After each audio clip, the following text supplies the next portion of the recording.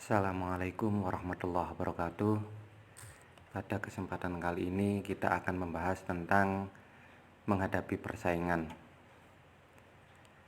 Kita tahu dalam dunia bisnis, persaingan merupakan hal yang wajar. Persaingan tidak hanya bagus untuk ekonomi tapi juga bagus untuk konsumen. Pasar dengan persaingan yang ketat berarti berlomba-lomba memperoleh uang konsumen dengan menawarkan harga yang kompetitif, promosi menarik, layanan prima, dan sebagainya. Nah, sebelum kita ulas lebih jauh tentang persaingan atau menghadapi persaingan, maka kita harus tahu tentang apa itu persaingan atau competition. Menurut Kotler, persaingan atau competition adalah keadaan di mana perusahaan pada pasar produk atau jasa tertentu akan memperlihatkan keunggulannya masing-masing dalam rangka meraih pelanggannya. Nah, ini yang paling ditekankan adalah tujuannya ingin meraih pelanggannya. Persaingan atau kompetisi, kita tahu bahwa di situ akan terjadi persaingan antara para penjual yang sama berusaha memperoleh pendapatan dan keuntungan dari pangsa pasar yang ada. Nah, para penjual biasanya berusaha mengungguli persaingan dengan membedakan bisa berupa harga, bisa produk, bisa distribusi, dan juga bisa promosi. Kita tahu menurut Adam Smith dalam The Wealth of Nations, persaingan akan mendorong alokasi faktor produksi ke arah penggunaan yang paling bernilai tinggi dan efisien. Nah, proses ini sering disebut dengan tangan tak terlihat atau invisible hand. Kemudian, kenapa perlu persaingan?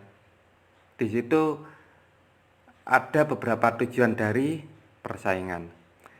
Tujuan yang pertama adalah membentuk positioning yang tepat. Membentuk positioning yang tepat,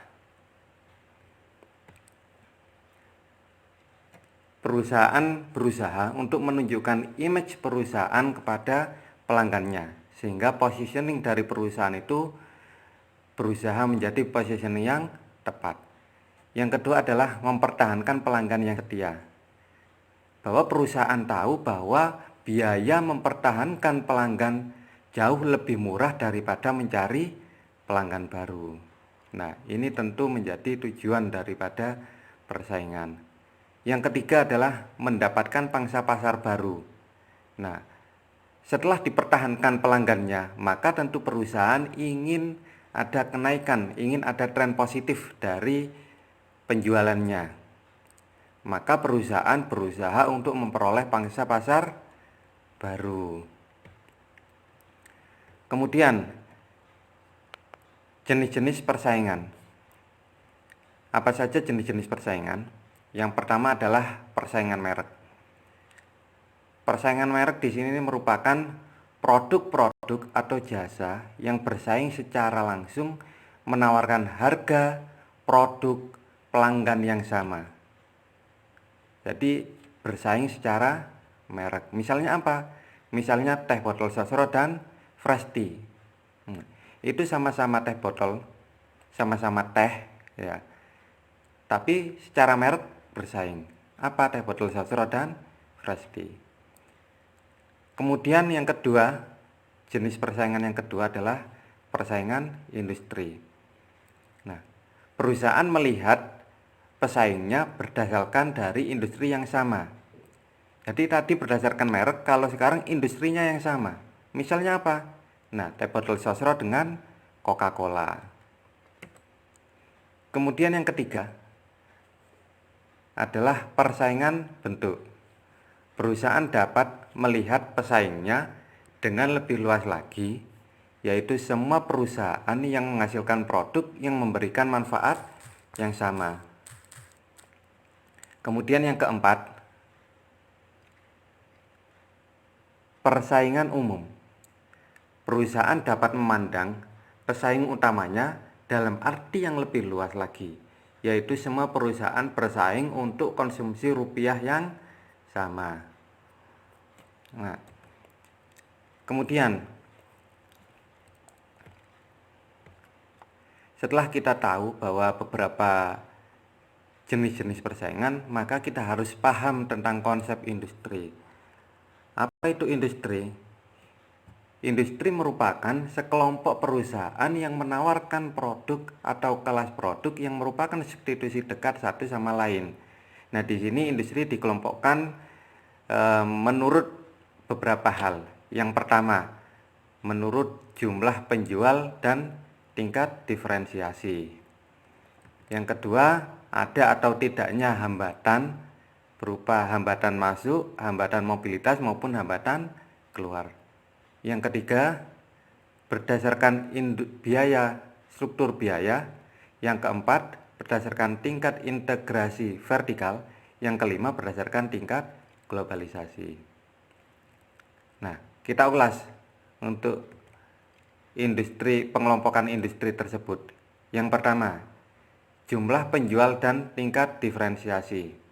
Nah, jadi dilihat dari jumlah penjualnya itu sedikit atau banyak, dan tingkat diferensiasi adalah macam-macam produk yang ditawarkan. Nah, yang pertama, monopoli murni. Monopoli murni dicirikan dengan hanya satu perusahaan yang menyediakan produk atau jasa tertentu pada suatu negara atau wilayah tertentu. Jadi monopoli adalah hanya satu penjual. Pada dasarnya monopoli merupakan sebuah keadaan atau kondisi pasar di mana hanya terdapat satu kekuatan atau satu penjual yang berkuasa dan mampu menjadi penentu harga dan lainnya. Bisa dibilang sebagai penguasa penawaran tanpa adanya satu pihak pun yang mampu menyainginya.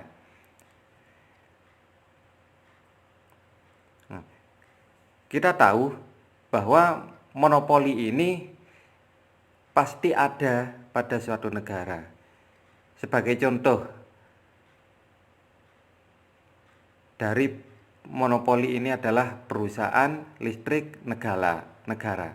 Kemudian PDAM, PT KAI, dan lain sebagainya.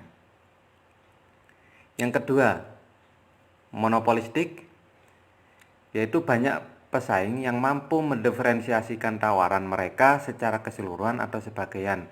Misalnya restoran, toko kecantikan, dan lain-lain. Di situ para pesaing memusatkan perhatian pada segmen pasar yang dapat mereka penuhi. Nah, kenapa seperti itu?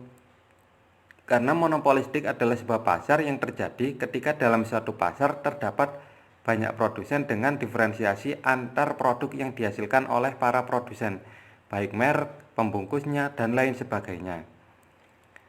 Nah, di sini, misalkan contohnya tadi adalah restoran atau toko kecantikan. Nah, toko kecantikan misalkan, di situ memfokuskan pesaing atau perhatian pada segmen pasar yang dapat mereka penuhi, sehingga fokus pada hal-hal yang berbau kecantikan. Jadi ada beberapa merek, bisa Wardah, bisa La Tulip, dan lain-lain. Berikutnya, oligopoli. Nah, oligopoli ini sedikit perusahaan atau biasanya besar produksi produk mulai dari produk yang terdiferensiasi hingga produk yang terstandarisasi atau premium. Nah, oligopoli ini adalah di mana terdapat beberapa penjual atau produsen yang menjadi pemilik saham atau penguasa pasar terbesar. Biasanya terbentuk atas dua faktor, yakni efisiensi skala yang besar dan kompleksitas manajemen. Contoh dari oligopoli: industri motor, industri air mineral, industri rokok, dan lain sebagainya. Yang berikutnya adalah persaingan murni. Banyak pesaing menawarkan produk dan jasa yang sama, misalkan bursa efek, bursa komoditi, karena tidak ada dasar bagi diferensiasi. Harga para pesaing akan sama. Jadi ini murni persaingannya. Karena apa murni? Karena produk dan jasanya sama, ya kan? Jadi mereka benar-benar bersaing secara murni. Kemudian yang kedua, hambatan masuk. Jadi pengelompokan dari industri ini bisa dilihat dari hambatan masuknya atau barrier to entry. Nah, faktor-faktor yang memperkecil peluang perusahaan baru untuk memasuki suatu industri itu adalah hambatan masuknya. Nah, hambatan masuk menentukan persaingan industri. Sama halnya dengan membuka restoran baru lebih mudah daripada industri pesawat. Ya, kita tahu bahwa orang membuka restoran lebih mudah daripada dia akan membuat industri sebuah pesawat. Tentu ada beberapa hal yang perlu dipersiapkan untuk membuka restoran baru. Dia hanya menyiapkan mungkin gedung, kemudian tempat penyajian, kemudian koki dan lain-lain. Akan tapi ketika dia ingin membuka industri pesawat, maka banyak hal yang harus dipersiapkan. Selain tempat, juga harus ada ahli teknisnya, kemudian belum juga ada perizinan dan lain-lain.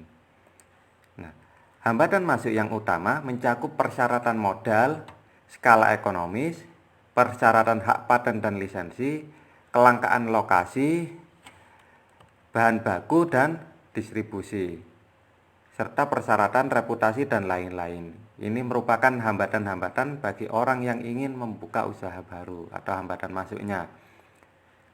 Kemudian yang ketiga, pengelompokan berdasarkan struktur biaya atau cost structure.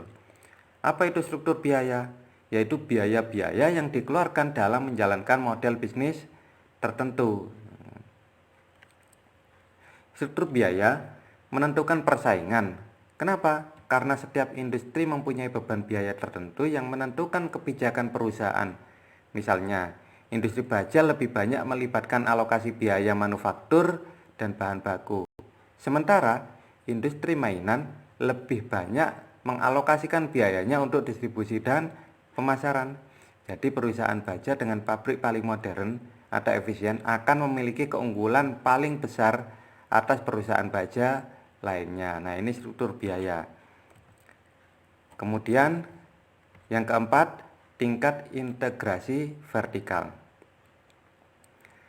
Tingkat integrasi vertikal yaitu penggabungan antara perusahaan-perusahaan yang beroperasi pada tahap-tahap produksi yang berbeda atau strategi perusahaan memperoleh operasi bisnis dalam produksi vertikal yang sama.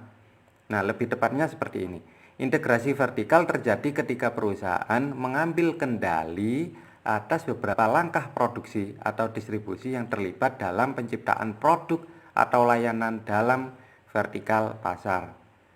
Maka di sini perusahaan merasa dapat bersaing ketika mereka melakukan integrasi vertikal.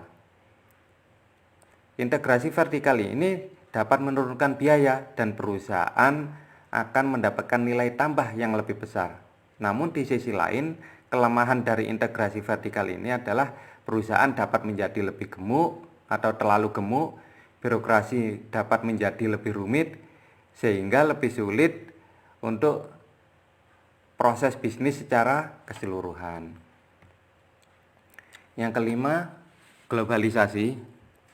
Nah, globalisasi merupakan proses integrasi internasional yang terjadi karena pertukaran perdagangan dunia, produk, pemikiran, dan aspek-aspek kebudayaan lainnya. Nah, proses globalisasi mempengaruhi dan dipengaruhi oleh bisnis dan tata kerja, ekonomi sumber daya sosial, budaya, dan lingkungan alam. Tingkat keterbukaan mempengaruhi persaingan. Karena apa? Karena kebijakan pemerintah untuk mengurangi subsidi misalkan, mengurangi atau meniadakan biaya masuk misalkan. Perusahaan dapat bersaing secara kompetitif ketika terjadi globalisasi. Oke, itu sekilas tentang pengertian dari persaingan.